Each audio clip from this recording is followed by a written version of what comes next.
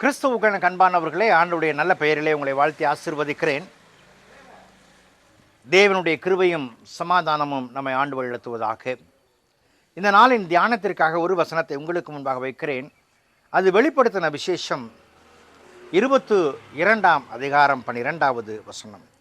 இதோ சீக்கிரமாய் வருகிறேன், அவன் அவனுடைய கிரியைகளின்படி அவன் அவனுக்கு நான் அளிக்கும் பலன் என்னோட கூட வருகிறது. அன்புக்குரியவர்களே, என் ஆண்டவருடைய வருகை சமீபம் என்கிற வார்த்தை பல நிலைகளில் பல காலங்களாக சொல்லப்பட்டு வருகிற வார்த்தை தான். ஆனால் ஆண்டவர் எப்போது வருவார் என்கிற கேள்வி எல்லார் மனதிலும் உண்டு என்று சொன்னாலும் கூட, ஆண்டவர் எப்பொழுது வந்தாலும் நான் ஆயத்தமுள்ளவனாய் காணப்பட வேண்டும். வேதம் சொல்லுகிறது, நான் வரும் பொழுது அவன் அவனுக்கு உண்டான கிரியையின்படி நான் அளிக்கும் பலன் என்னோடு கொண்டவர். அப்போ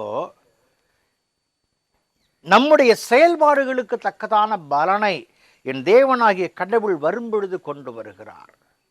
என்னுடைய விசுவாசம் எந்த அளவுக்கு உறுதிப்பாட்டோடு கூட என் தேவனை நம்பி செய்கிற காரியங்கள் காணப்படுகிறதோ அவற்றுக்கு ஏற்ப அவற்றின் நிறைவுகளை நாம் காண்கிற மக்களாய் காணப்படுகிறோம். இன்றைக்கு நம்முடைய தான தர்மங்கள் ஆகட்டும், விசுவாச வாழ்க்கை ஆகட்டும், உறவுகளில் விரிசல் இல்லாதபடிக்கு பார்த்து கொள்கிற நிலையாகட்டும், திருச்சபைகளில் மன ஐக்கியத்தை உண்டாக்குற நிலையாகட்டும், மற்றவருடைய வாழ்வுக்காக வளர்ச்சிக்காக கொடுக்குற ஆலோசனை ஆகட்டும், இவையெல்லாம் நம்முடைய கிரியைகளாய் காணப்படுகின்றன. இந்த கிரியைகளை நாம் சீரமைக்கும் பொழுது, இந்த கிரியைகளில் சரியாய் தடம்பதிக்கும் பொழுது என் தேவனுடைய கரம் தரப்போகிற பலனை பெற்றுக்கொள்கிறவனாய் நான் காணப்படுகிறேன். அன்புக்குரியவர்களே, என் தேவன் வரும்பொழுது நான் வெறுங்கையாய் நிற்காதபடிக்கு என்னுடைய கிரியைக்கான பலனை என் தேவன் கொண்டு வரும் பொழுது அதை சுவீகரிக்க ஆயத்தமாக இருக்கிறேனா? 2 நண்பர்கள் வழியில் பயணப்பட்டு போய் கொண்டிருந்தார்கள். அப்பொழுது வழியில் ஒரு ஏழை ஒருவன் வந்து தன் வறுமை கோட்டினால எனக்கு ஏதாவது உதவ வேண்டும் என்று யாசகம் கேட்கிறான், பிச்சை கேட்கிறான். அப்படி கேட்கும் பொழுது ஒருவன் அவனுக்கு ஏதாவது செய்யலாம் என்று சொல்லி ஆரம்பித்து கொடுக்கிறான். மற்றவன் சொல்கிறான், எதுக்கு அவனுக்கு நீ கொடுக்குற அப்படின்னு சொல்லி அவனை தடுக்கிறான். ஒருவன் கொடுக்க விரும்புகிறான், மற்றவன் தடுக்க விரும்புகிறான். எது எப்படியோ இந்த மனிதன் கொடுத்து விட்டார், அவர் வாங்கி கொண்டு சென்று விட்டார். சற்று தூரம் சென்றதும் ஒரு ஞானி எதுக்கே வருகிறார். அவர் இவருடைய செயல்பாடுகளை கவனித்து கொண்டிருந்தவர். அவர் சொல்லுகிறார், யாசகம் கொடுத்தவனுடைய வாழ்க்கையை கடவுள் ஆசீர்வதிக்கிறார், அவனை ஆண்டவர் உயர்த்தப் போகிறார். ஆனால் அதை தடுத்த உன்னை சீர்கேட்டுக்கு நேராக அனுப்பப் போகிறார் என்று சொன்னார்.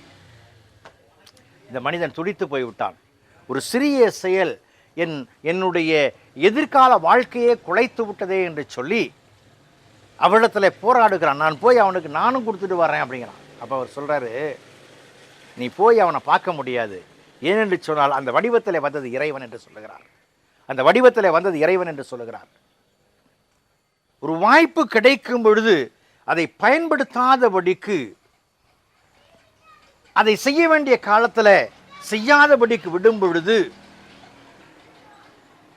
இழக்கிற தன்மை. பலனை பெற வேண்டுமானால் டூ ரைட் நவ், இப்பொழுதே செய்து விடுங்கள். வாய்ப்பு கிடைக்கிற காலத்தில் நன்மை செய்ய படியுங்கள், நன்மை செய்து விடுங்கள். நித்திய மகிழ்ச்சி உங்கள் வாழ்க்கையில என்றும் தங்கும். கடவுள் அந்த கிருபைகளை கொடுத்து தாங்குவாராக. ஜெபம் செய்வோம். பரிசுத்தமும் கிருபையும் நிறைந்த நாள் ஆண்டவரே, இந்த நாளுக்காய் இந்த விளைக்காய் நன்றி செலுத்துகிறோம்.